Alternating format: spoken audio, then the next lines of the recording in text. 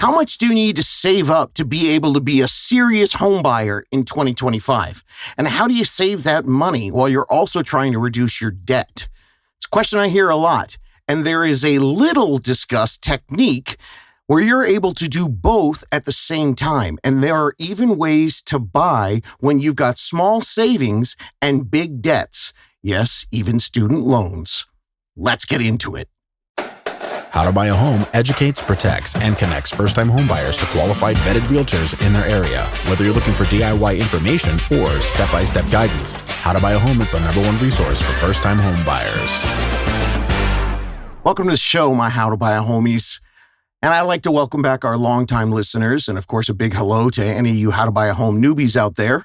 My name's David Sidoni, and back in 2019, I decided it was high time that somebody was out there fighting for you, giving first-time home buyers the real on this process, including the techniques I'm going to talk about today. See, the internet is chock full of bananas information. Well, let's call it misinformation. Thus, the name of the show is How to Buy a Home, but I guess we could call it How to Buy a Home the right way.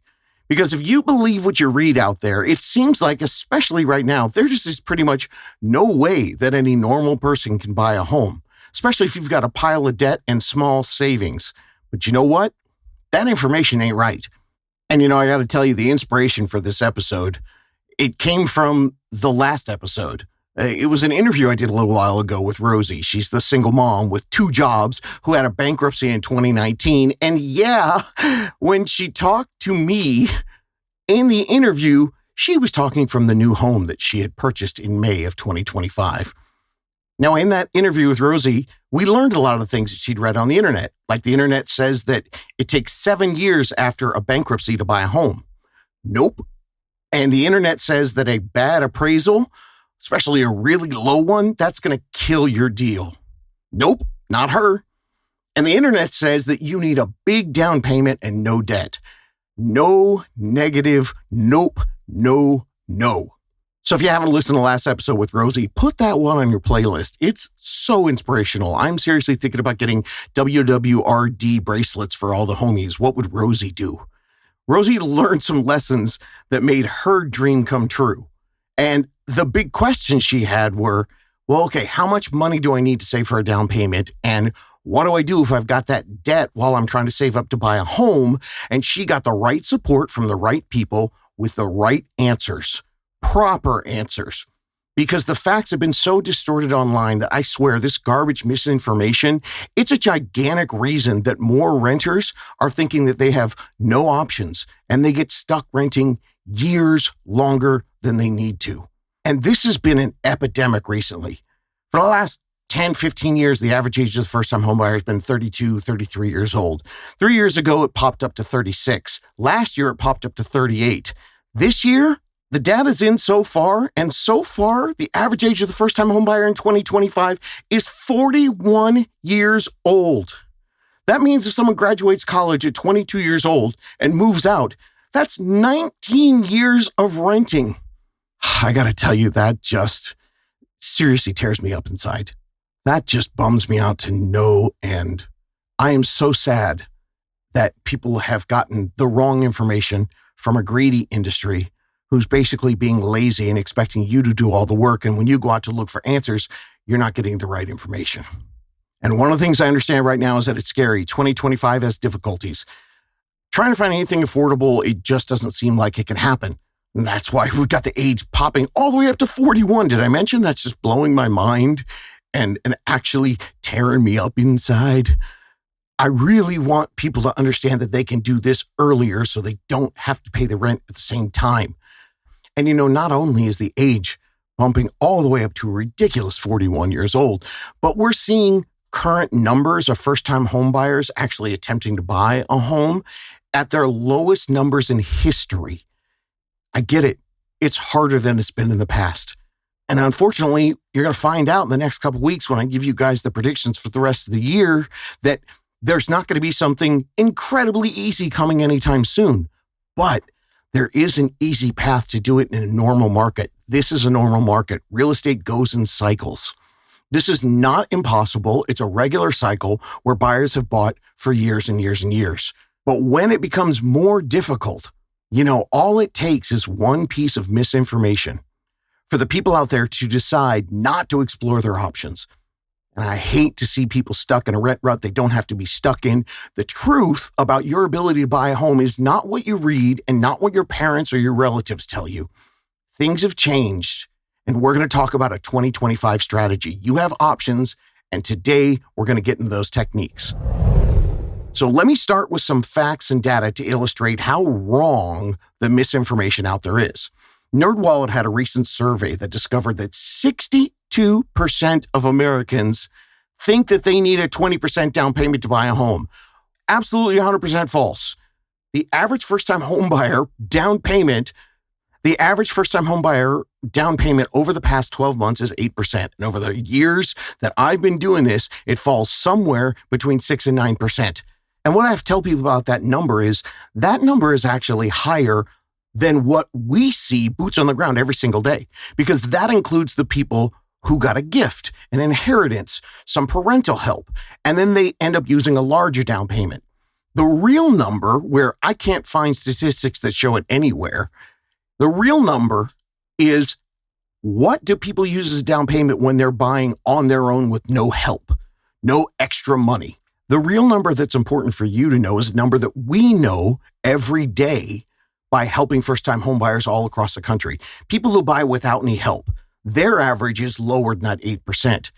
Almost everybody that we help here at How to Buy a Home for the last 6 years is using 3% down, 3.5% FHA loans, or a 5% conventional loan. And a lot of them are getting seller concessions, credits from the sellers, or down payment assistance programs or grants to cover some of their costs for them. So, no, you don't need 20%.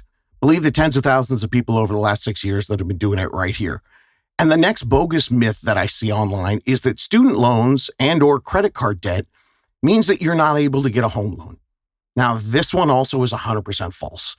And I want to punch people in the face who spread this nonsense, because not only are you holding people back and keeping them stuck renting, but you're also not living in the new economy. It's a new world.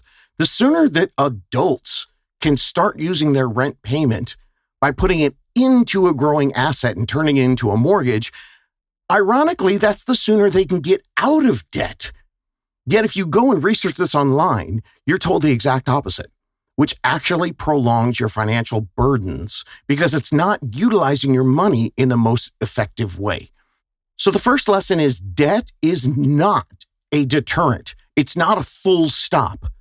This is not something that is hindering you from getting approved for a home loan, even though a lot of places tell you it is.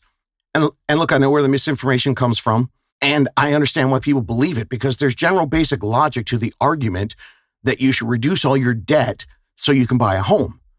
Now that, it makes sense. And so I completely understand why people think that buying a home right now is a non-starter for them due to their debt. But the math shows that with most people's current debt, attempting to eliminate it all the way down and then turn around and work separately to save a big down payment before you buy, that's going to take months, if not years, and it will absolutely sink you financially in today's high rent world. Right now, credit card debt is at an all-time high, $1.21 trillion with a T. And there's a recent increase in that total of 2.3%. So it's not going down.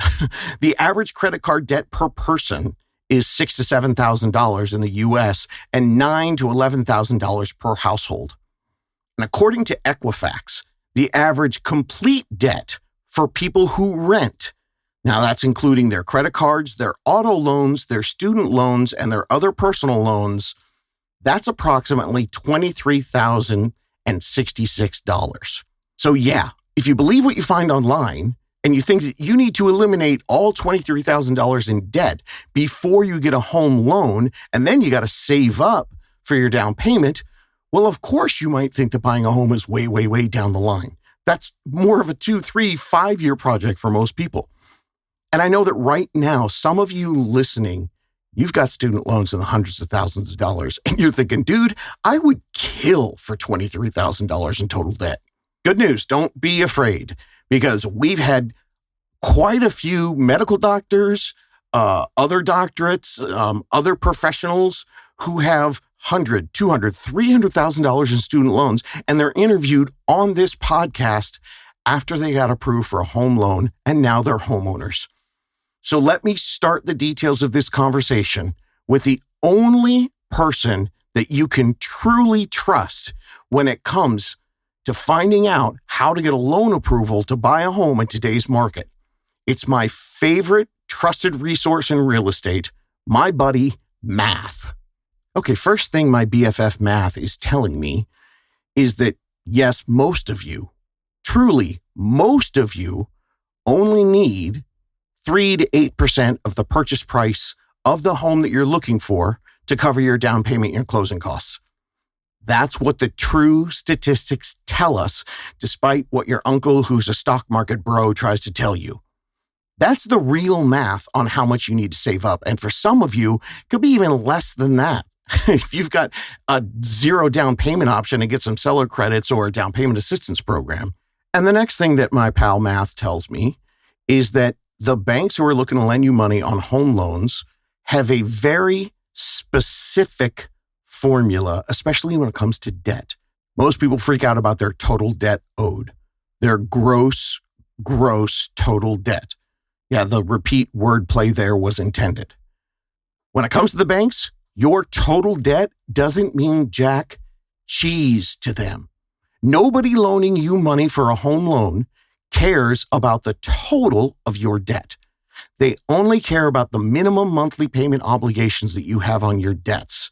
Gross debt is not a deal killer for a loan approval.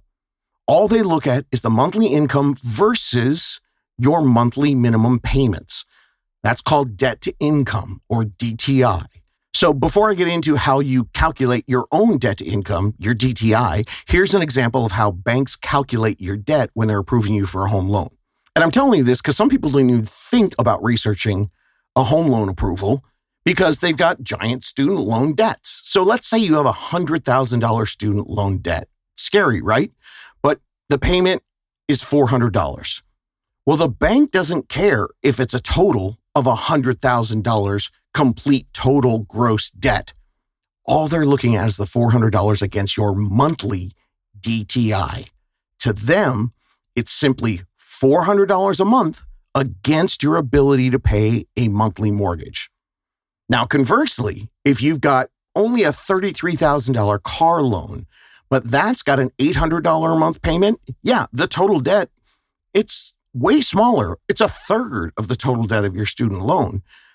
But when it comes to your home loan calculations, the monthly DTI, that $800 a month is costing you twice as much in home purchasing power because lenders only care about your monthly payments, not total gross debt.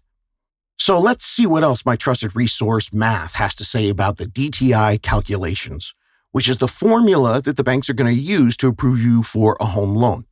The DTI ratio is a percentage that you calculate.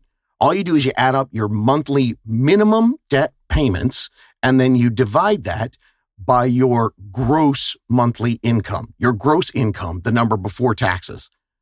So it's pretty easy. Take your annual salary divided by 12, add up all your monthly minimum payments, and you can do the math right now. Start with adding up your payments on your revolving and installment debt. That's your credit card, your student loans, your car loans, etc. Just add up the minimum payments.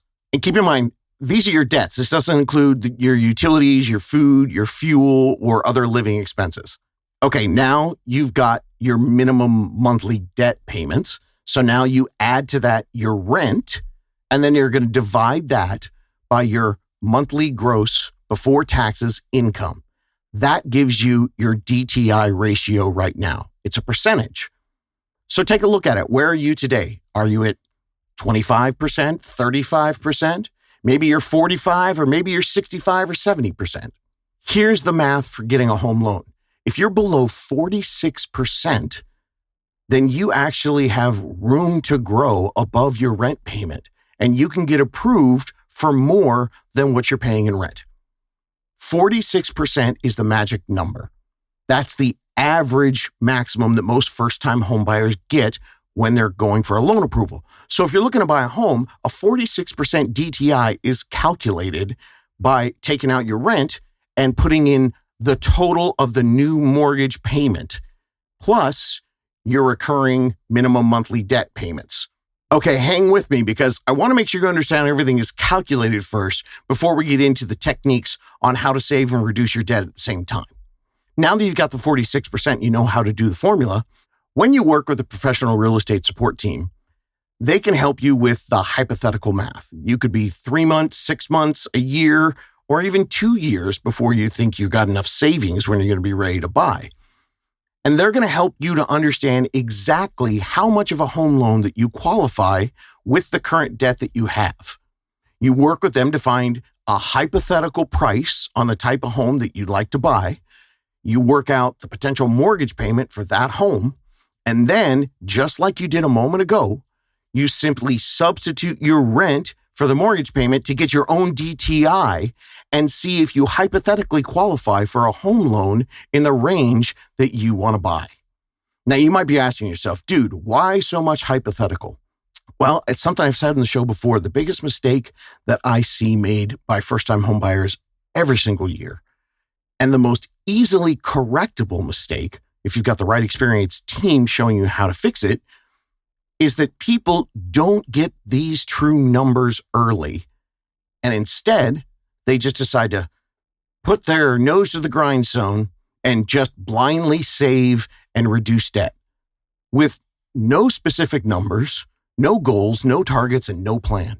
And I got to tell you, so many headaches and so much stress could be reduced by doing this simple math with the guidance of a first-time homebuyer pro, and then working up a clear monthly payment strategy, something that you know exactly where your money's going to reduce and change that DTI ratio to the number that you need so you can maximize your purchasing power when you've saved up the money and the time is right for you to pull the trigger. Going to give you an example to see how the math works. Now, don't let these specific numbers dissuade you if this is not in your rent or debt or price range. This is just an example of how the formula works. We're going to start with a 6.58% mortgage interest rate on a $400,000 home. Now, 6.58 is today's national average for mortgage as I record this right now.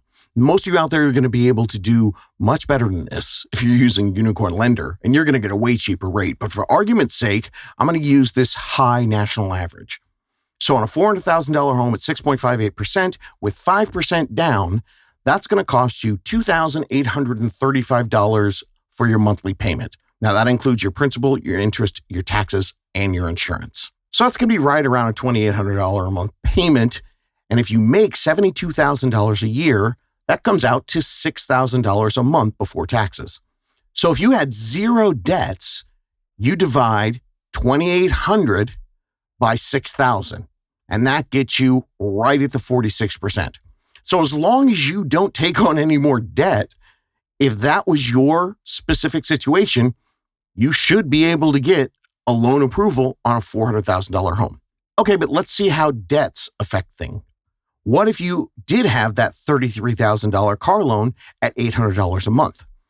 That pushes your DTI up to 60%. So no $400,000 loan approval for you.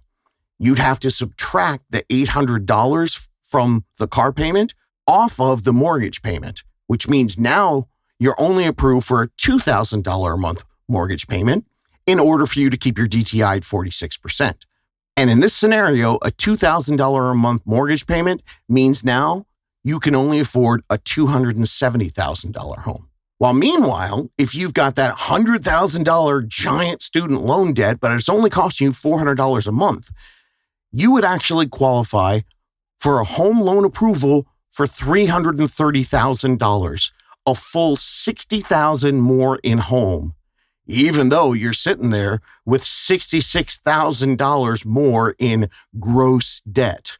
And I did the air quotes there. So thank you, math. Now, this is just one part of the equation. And don't let the numbers I use bum you out.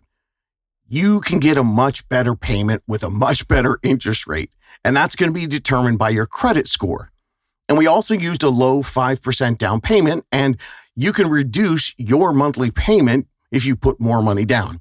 And obviously for most of you, these are not the exact numbers that you're going to be getting when you put your formula together, but my broski math wanted you to see specifically how debt actually affects, or most importantly, doesn't affect your ability to get an approval for a home loan. Want to make sure that you understand the formula and most importantly, the reality and the possibilities with my boy math.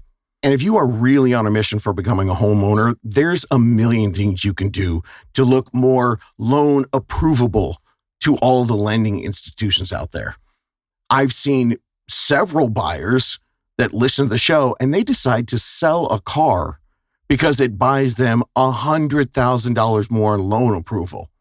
Yeah, you take that $800 a month car payment, sell the car, use the cash, buy a used one, and bam, you have just saved $800, which means your DTI is $800 less.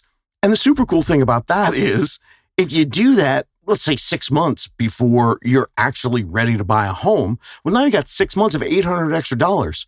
And then when you're working with your team, you can decide, should you use that to pay debt down even more so you can get a bigger approval? Or do you still need to pump up your down payment savings account? That's real power. And the way it works is I can't tell you the best way for everyone. Your loan approval number, it's a complex formula. It includes everything that you're using with your credit score, your debt, your income, your savings, and a whole bunch of other factors. But I can damn sure tell you this. In 2025, most first-time home buyers, they're going to do the math and discover they're already paying for shelter right now, and they're carrying debt while they do it. So when they do the math, they realize that creating a rent replacement strategy and going through the complexities of getting a loan approval, it's mathematically the logical choice for them to be more fiscally sound in the future. It's dollars and cents, both common sense and coins sense.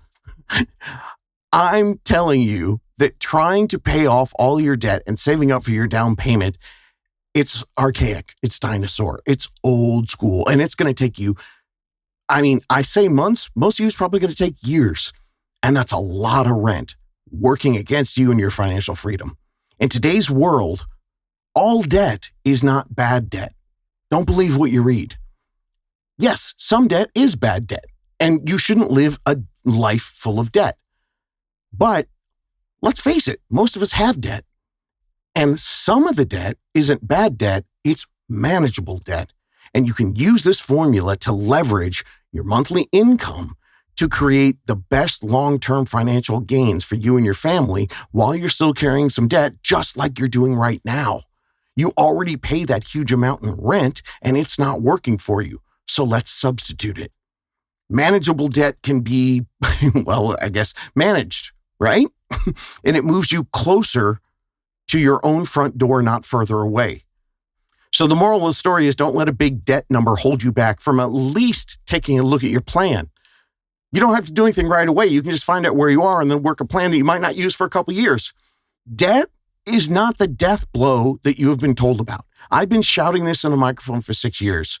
That is a boomer myth.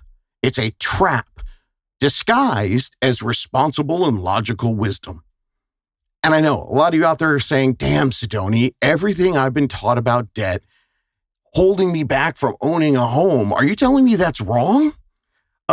Yes. Yes, I am. Most of the guidelines and programs for how to reduce your debt the right way, the smart way, most of those are totally not tailored to buying a home, and especially not in the current market. They're outdated. They want you to spend years grinding down your debt to zero before you even start to think about your possibilities. And they have zero consideration with how expensive renting is right now. And if you're doing that while you're trying to dig yourself out, you're actually working against yourself.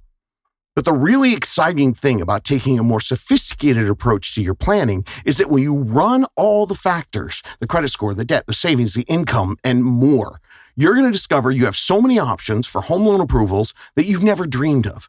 And the specifics on how to attack your debt will have literally dozens of options, not just the one way. So all you need to do is pair up with your true first-time homebuyer experts and advocates, and they can give you all the hypotheticals, show you the paths, and they can help you protect your hard-earned money by growing real wealth. They'll be able to articulate the best custom and personal way for you to make your money work for you. So now that you have this new formula, how do you know what money you want to put towards reducing your debt, and what money do you want to put towards building your down payment savings account? This is the technique that's gold. If you don't want to do it the old way and be a renter for 5 years and be another statistic and not buy a home until you're 41, here's the path. Stop thinking of debt and savings as separate goals. Buying your first home, it's like laying train tracks. Well, actually, it's not like a normal train track because it actually has 3 rails. I always talk about the big 3, your credit score, your debt, and your savings, and you build all 3 of those rails at once. But since the last 2 rails, debt and savings, all have to do with where you put your money, we're just going to focus on building the debt and savings rails of your train track. Makes my metaphor work better anyway. All right, say that your goal is, okay, we're going to build this train track and we're going to get 1 mile down the landscape.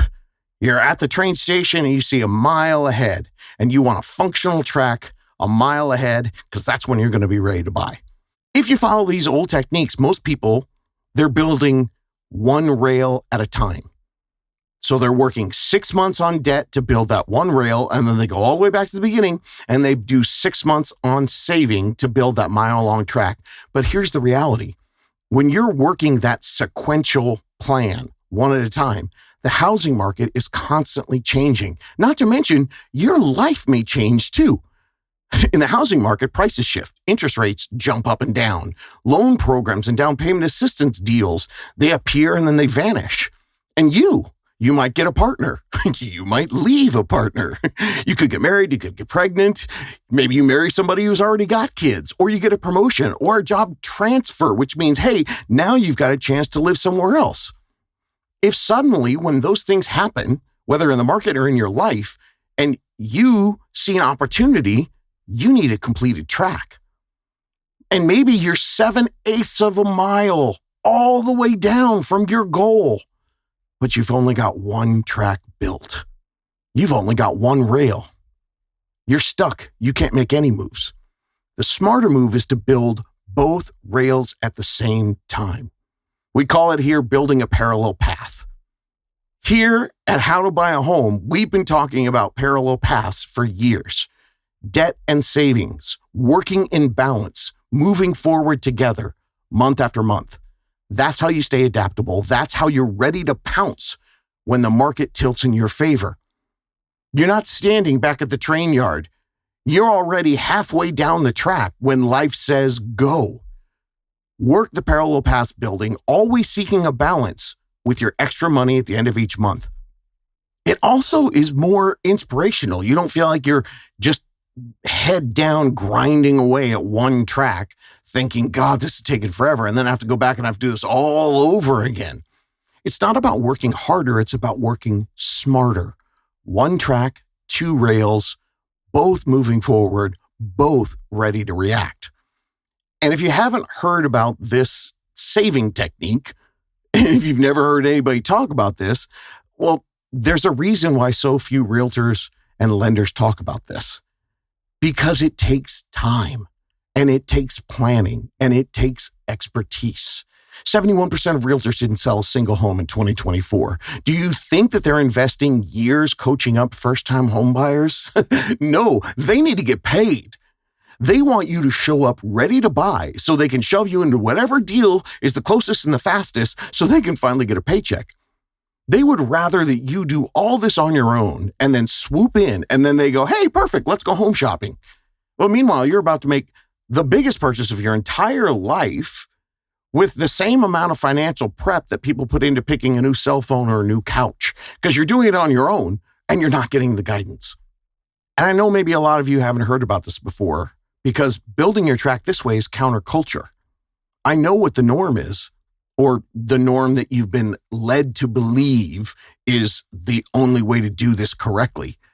But the reality is that way, it's a byproduct of the greedy practices of the real estate industry, making lazy real estate agents who want you to do all the work so they don't have to. Meanwhile, the thing that just burns me up is how many months and years of renting.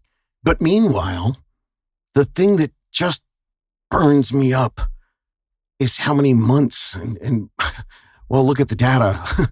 Forget months. This is years of wasted rent that's happening, where you're losing money that you could be using to invest in yourself.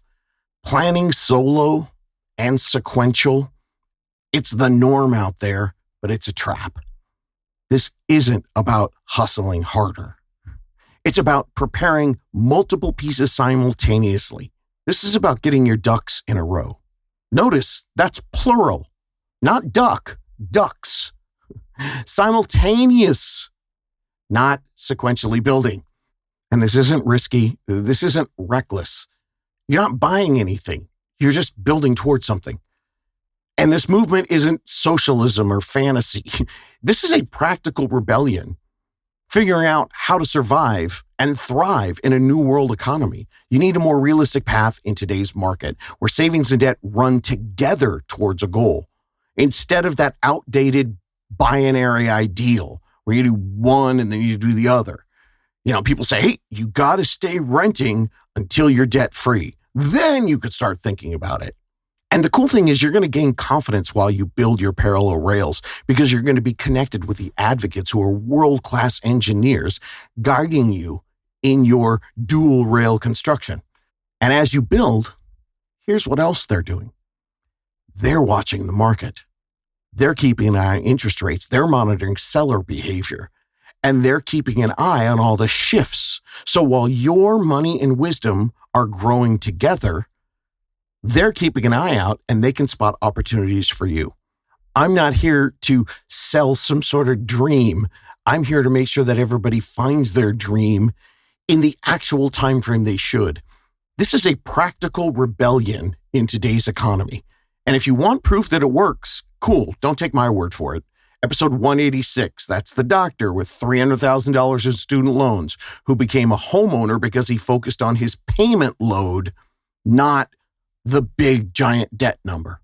Episode 233, another doctor, psychiatrist this time, $200,000 in student loans. And with a calculated parallel path, she bought her home in just 3 months. And there are a ton more interviews and examples of people who bought homes while they carried some debt, and they worked a savings plan that worked with it, even when interest rates were high. Elizabeth from episode 327, Christina from episode 330, Ashley from 347, and Claudia from 315, and of course, Rosie from the last episode, the single mom with 2 jobs who bought a home. And yeah, I understand. That's a lot of women I just mentioned. Sure, there are interviews in the podcast library with lots of males, and they all share their success stories. But I swear to God, when the media and the internet get scared of things in the market that shouldn't scare anyone with the right research and a plan, it just seems like the women are the only ones with any damn common sense who make the right move. You want to test that theory?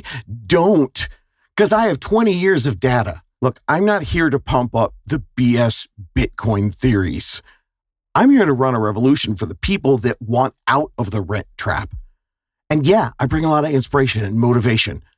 But if you notice, most of the time I'm leading with math and logic. So go back, listen, the examples are all there. There's big loans, there's small loans. It doesn't matter. The formula works. Debt reduction and saving for a home are partners, not enemies. So if you're listening to this and you're thinking someday I want to buy a home, that's your cue. Today is day 0. You're not buying today, but you are standing in the train yard, and it's time to start building your track. Not when you think your bank account is perfect. Not when you feel like your debts are down to a level that you can now start thinking about this. Not when the rates feel right. Today, start saving, start managing debt, start learning. Do it simultaneously, not in sequence. You know, there's a great saying in business. It's called building while flying. It's something they tell entrepreneurs because you have to get going. You have to run your business or the flying part. But then as you grow, you need to build at the same time. So you're flying, but you got to build. Doesn't sound very safe, right? I think too many first-time homebuyers have decided that the planning process of buying a home means that you are fully committed. And then they're too scared to fly with a plane that's not built. So instead of starting with a team that can help them through it, they do all the building on their own to get ready because they want to build the perfect plane to fly because they don't want to crash. The reality of buying a home, especially in today's market, is nothing could be further from the truth. And in fact, if you spend all your time building and you're in the hangar making that perfect plane, there are opportunities that could pass you by. And the whole time you're building, you're also spending that money on your rent. Readiness to start planning to buy a home isn't about being perfect today. It's about building a balanced track. And only you decide when you want to put the car on the train track. But you know what? You can't do it if you've only built half a track. If you want to get the perfect step-by-step on the most efficient way and the most effective way to buy a home, I always feel strange saying it, but this is it. And I know people don't want to hear that. And I understand why. It just, it's easier to look at a simple step-by-step, a game board where you go one space at a time or a ladder one step at a time. People want to see precisely where they stand now, what they need to do to go from point A to point B. They want to tackle one piece at a time. It feels safe. But the irony from renter to homeowner is that the true safety when you're an adult, it lies in you being in control of your life. Renters, they're not in control. The landlords are. Homeownership is the ultimate safety because it's the ultimate form of control. So now you have the most efficient and by far better economical parallel path planning that you can start. In fact, you need to start. So go to howtobuyahome.com and hit the button, say you're ready for a unicorn, or you can hit the button that says Ask David if you still have questions before you start. Or, I swear to God, I don't care. Don't go to How to Buy a Home, but for God's sake, start.